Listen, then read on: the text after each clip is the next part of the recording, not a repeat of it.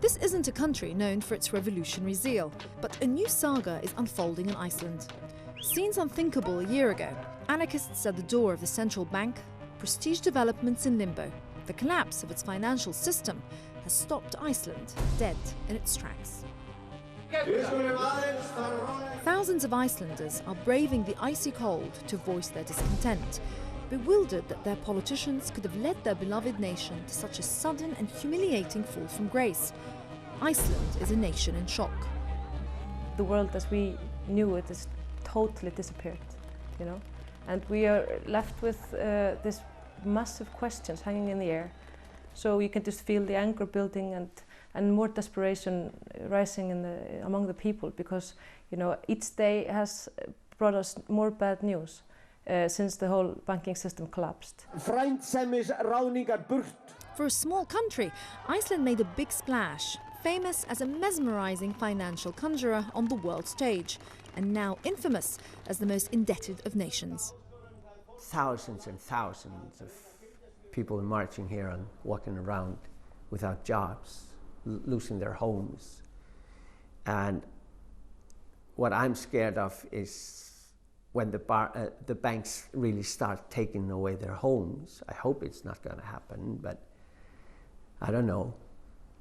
But this is quite serious. Many Icelanders have demanded the resignation of Prime Minister GEORGETOWN, whose government they blame for failing to regulate the banks properly. Advice against adding a political crisis on top of the economic one that we're now dealing with. How many banks have gone bankrupt in the US? Dozens. Most of us have never heard about them. How many banks in the UK are gone broke or have collapsed and been captured on their way down? How many banks in Europe? Many, many, many. How many banks in Iceland? 3 of them. Why was that so difficult? Because 3 banks constituted almost the entirety of the banking system. To Iceland's financial aid has come the International Monetary Fund with a multi-billion-dollar rescue package. We have successful programs with Hungary and Ukraine, with Iceland as well. A number of other countries are in the process of negotiations for programs, and we are in discussions, we're in close contact with many of our emerging economy members and developing country members about how to deal with this situation. The IMF is braced to bail out other countries. Iceland may only have blazed the trail into financial oblivion. But Icelanders are wary of piling debt on top of debt and worried financial weakness and dependence will threaten their nation's independence. And you wake up and you don't know if you're going to wake up angry or frustrated or sad, or if you're going to be thinking about the IMF or the fact that the krona is never going to recover, or the fact that everything that you owned has changed from being something that you owned into a debt, you know. So it's just it's a really, really crazy situation for us who are just trying to figure out what all this means, you know. They would cut down in culture, education. I'm seeing the cut down in the media, the radio, the television. It makes me tremble. I don't like it, really. Some people see the IMF definitely as a help, but Icelanders tend to always solve the problems by taking a loan. You know, a loan for them is sometimes just money, which they own, but loans have to be paid off. I'm not so sure that the IMF will be a good thing. But any reticence about going cap in hand to the IMF is dismissed by Iceland's government. So the question for us was, do we want to do this with or without the IMF? And we came to the conclusion that it would be better, and it would also secure more outside financing if we were to work together with the IMF. There's no doubt that Iceland is in for some hard times, and it will have this will affect the population unfavorably for a number of years. But there's also no doubt, without the IMF support, without the money that comes from the IMF and that comes from other countries linked to the IMF program, the situation in Iceland would have been much, much worse. Iceland is among the richest countries in the world, and when this adjustment is over, Iceland will still be among the richest countries in the world.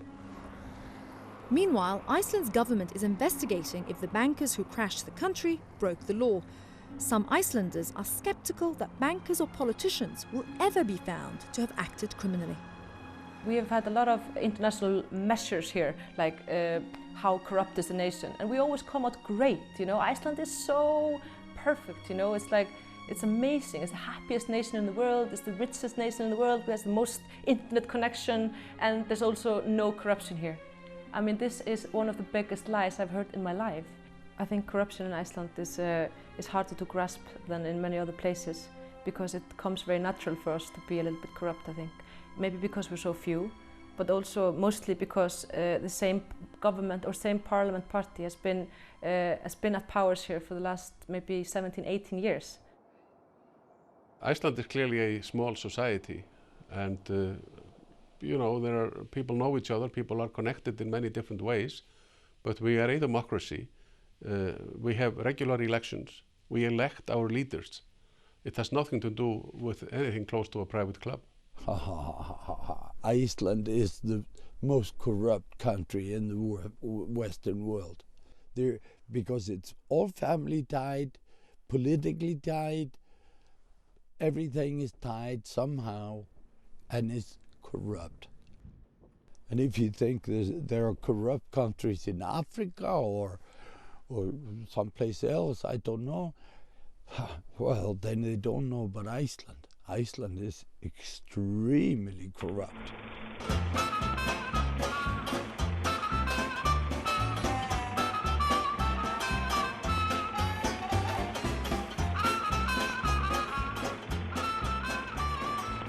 Across the Atlantic, reminders of the Great Depression fill Americans with dread. But just how bad is today's financial crisis by comparison? 1 out of 4 working adults wasn't working throughout that period.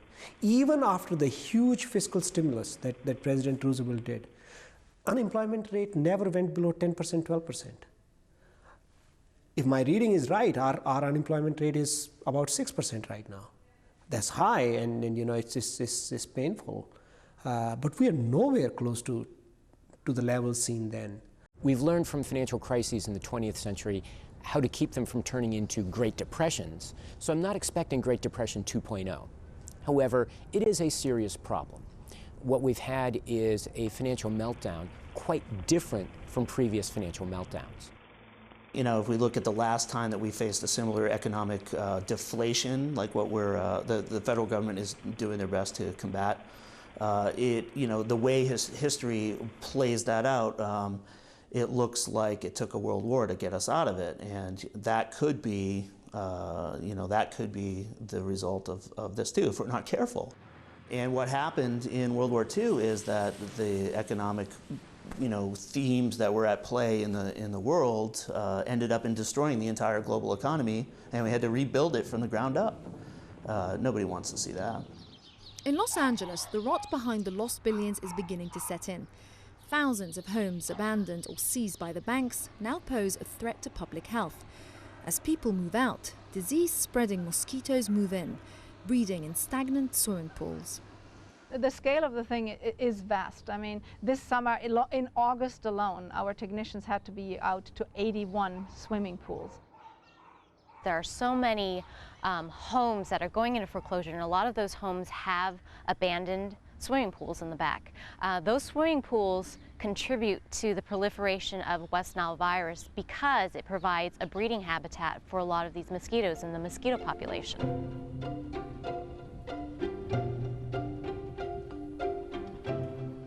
Tourism and the fishing industry are Iceland's best hope for recovery.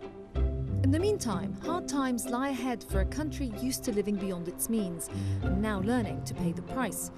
But good times can be relived, according to the government. The economic growth that we have seen here in recent years has been phenomenal. And even if you take this setback, this shock effect that we are facing now, it will only take back our economy the equivalent of 3 or 5 years. So we will be where we were, let's say, in 2003. That was not a bad year in Iceland. We lived well in that period.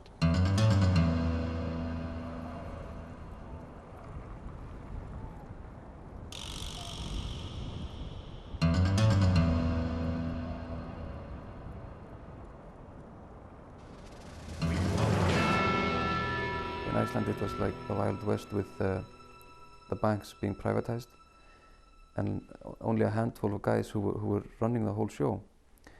I think, well, I hope that other countries have a much better screening system and monitoring what's going on. I don't think you can describe Iceland as the Wild West of capitalism. That's a ridiculous proposition. I think a lot of people are very happy this happened because it gives us a chance to reevaluate our values. You know, we don't want to be a nation driven by greed. You know, we want to be a nation that, you know, takes care of each other. And I think more and more people are realizing we were so far away from that.